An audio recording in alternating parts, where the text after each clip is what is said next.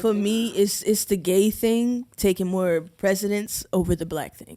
That's my issue. Mm-hmm. It's like we just have so many other problems to worry about. Yeah. To be honest, because at the end of the day, I'm black before my sexuality. At the end of the day, so you're gonna see my skin color before the end. So it's just like I have to understand that. Even with the baby and when it comes to Black Lives Matter and like how we root for and all that stuff, I just don't get it because I feel like it's so conditional. Like one day it's like Black Lives Matter and then you got cancel culture fucking up the black man. Like that's stupid. It's double conscious. It's double consciousness. It's ridiculous. I just don't. And that's the whole thing about the bonnet shit too.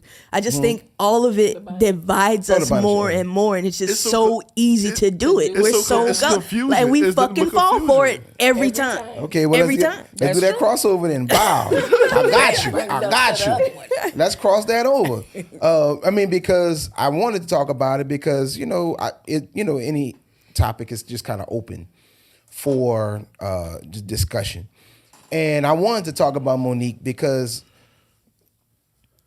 It was, I think, the problem with Monique talking about doing this PSA about bonnets and everything else wasn't necessarily about the bonnets.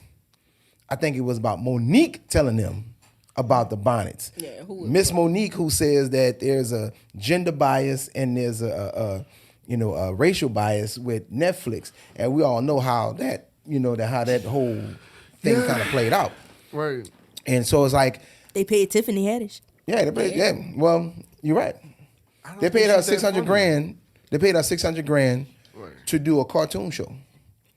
It's a start. Which actually got. I think it got picked up by Adult Swim. We got Cartoon Network. So it's on Adult Swim. Oh, she up now. Yeah. I forgot the damn name of the damn show. It don't matter. Nobody watching it. Anyway, what you were saying? But it's on the lineup by Rick and Morty, and they watching it. Okay. Yeah. So basically, Monique did a PSA about women wearing bonnets in public. And, her plea was, I understood her plea because her plea was like, please, we, have to take pride in your presentation.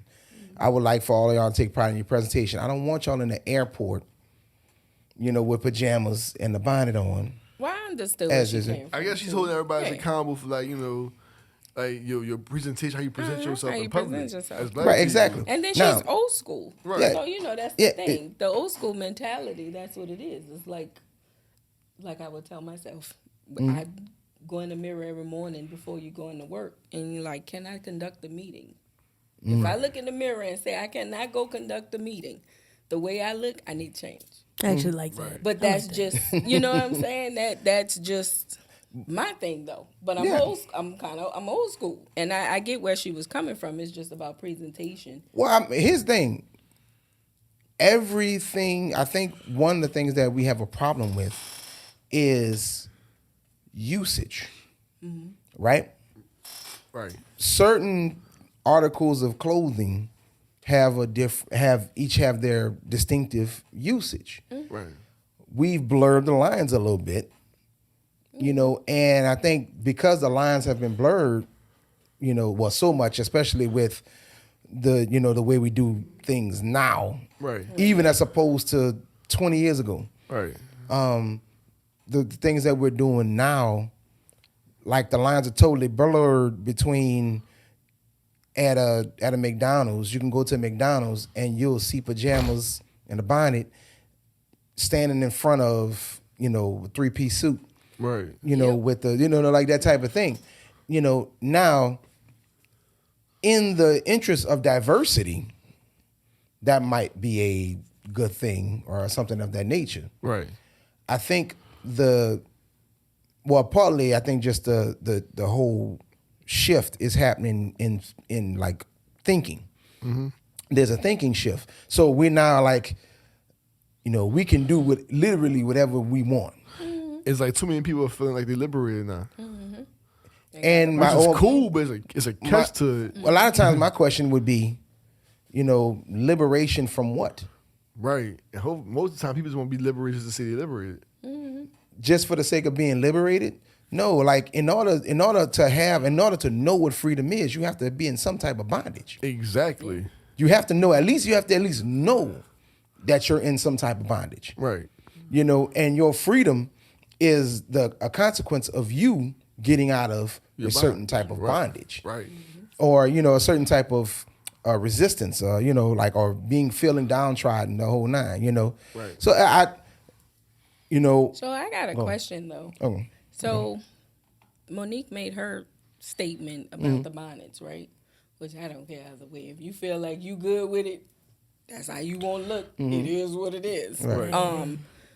But what about the basketball players? How many times we done seen them with now I understand why they wear slippers through the airport and things like that. Yeah. But isn't that the same? I mean, they talked about it. But somewhat.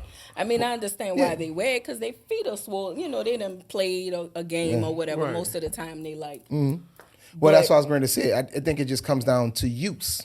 Right. We know that basketball players, their feet swell. We know why they wear the compression socks. We know why they wear slippers instead of wearing tennis shoes. Basketball shoes. Right.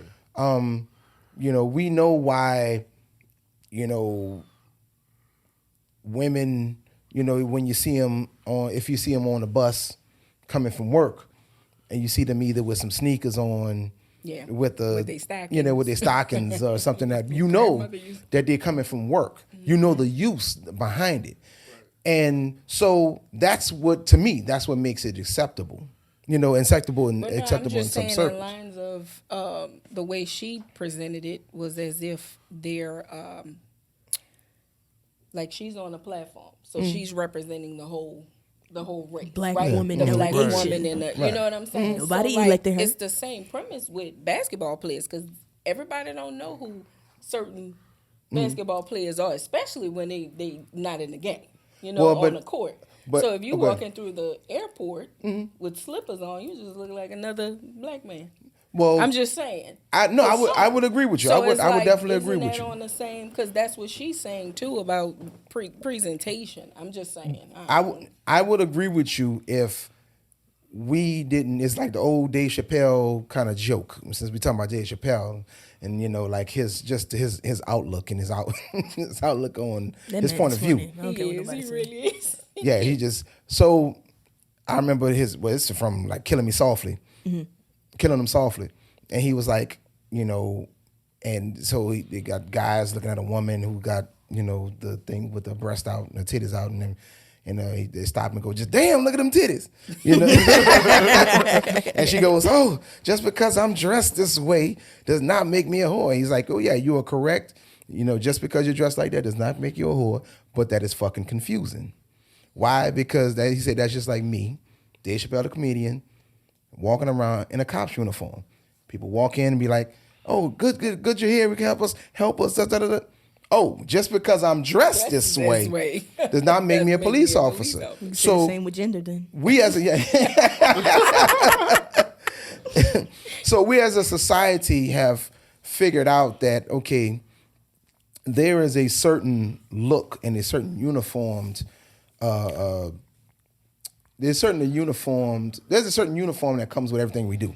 When we see basketball players at the airport or on whatchamacallit, more than likely we know that they're basketball players because they're in the jumpsuit. They're also 6'10". They're tall jumpsuits and Beats headphones. Moves exactly. Yep. That's what they bag. So we already know that all of them are going to be wearing slips. Right. You see what I'm saying? And I think that's what it is. Kind of like, just like if you see a man walking with a and I was just posing the question because I no. But let's not negate that not only basketball players are walking around every day with slides on. We can't negate that. But you gotta understand, ball is life. Yeah. This nigga.